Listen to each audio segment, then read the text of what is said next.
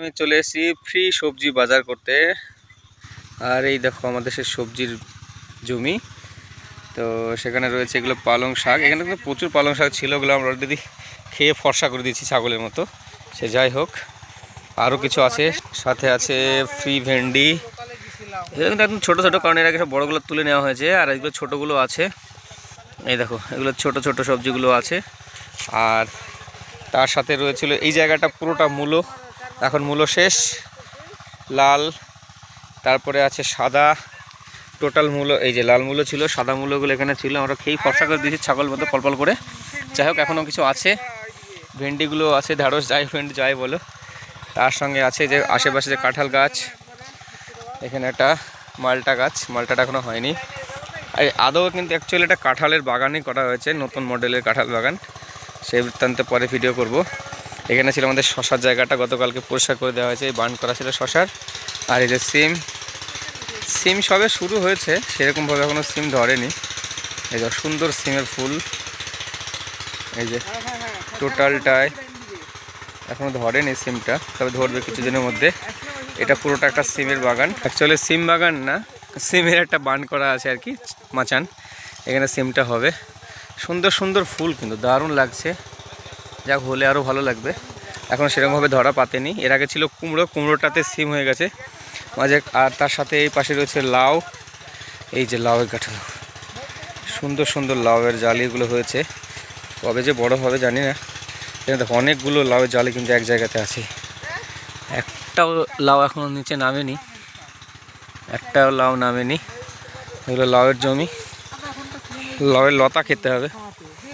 সাথে আমাদের সঞ্জু কুমার, রয়েছে রসুন। বাবা পুরো ভিডিও করে ইউটিউবে ছেড়ে দিচ্ছি। এই যে রসুন গাছ, মাটি শুকিয়ে গেছে রসুনের, পুরো রসুনের জায়গা এটা। এবারে রয়েছে ধনিয়া পাতা, ধনিয়া পাতা আরও ছিল, খেয়ে কষ্ট হয়ে গেছে। মাঝে মধ্যে রায়, এই রায়গুলো রাখবা না ছাগল এগুলোকে খাওয়া? তুলে নিয়ে যাচ্ছে, লোকে তুলে নিয়ে চলে যাবে যে না। সেদিন আমার সামনে নিয়ে গেল। ধনিয়া পাতা হলো পাশের, এই যে মেথি শাক একসাথে। মেথি শাক তো আমাদের একদিন খাওয়া হয়েছে না, আজকে নিয়ে যাবো বাবা। মেথি মেথি মেথি শাক দেখতে কিন্তু হেভি লাগছে, মেথির মধ্যে ঘাস হয়েছে কিন্তু মেলা। মেথির শাক অসাধারণ টেস্ট, একদিন খাওয়া হয়েছে, আর একদিন নিয়ে গিয়ে খেতে হবে। আজকে যাক নিয়ে যাবো এটা। পাশে রয়েছে চুকুর শাক, সে চাটনি করে খাওয়ার জন্য। এটা কিন্তু অল্প পরিমাণে লাগানো আছে, বড় হয়নি বলে তোলা হয়নি, এগুলো ছোটো ছোটোই আছে, পরে তুলতে হবে। এখনও তোলার মতো হয়নি, জল দিতে হবে, শুকিয়ে গেছে মাটিটা। আর পাশে রয়েছে আমাদের বাঁধাকপি। বাঁধাকপি কিন্তু মার্কেটে অ্যাভেলেবল 5 টাকা 10 টাকা, কিন্তু এখন যাই হোক, কেনার থেকে নিজের তৈরি করা জিনিসটার টেস্ট অনেকটা বেশি। এখানে লাগানো আছে অনেকগুলো, এই যে অনেকটাই লাগানো আছে, প্রচুর, এই অনেক, সারা বছর চলবে। বাজারে 5 টাকায় কেনার থেকে এটা নিজের হাতে তৈরি করার জিনিসটা কিন্তু অনেক ভাইটাল একটা ব্যাপার। সবসময় হয়ও না, সময়ের অভাবে অনেকের হয় না। যাই হোক, এগুলো বাবা লাগিয়েছে একটা জমিতে, আমাদের নয় জমিটা কিন্তু অবশ্য।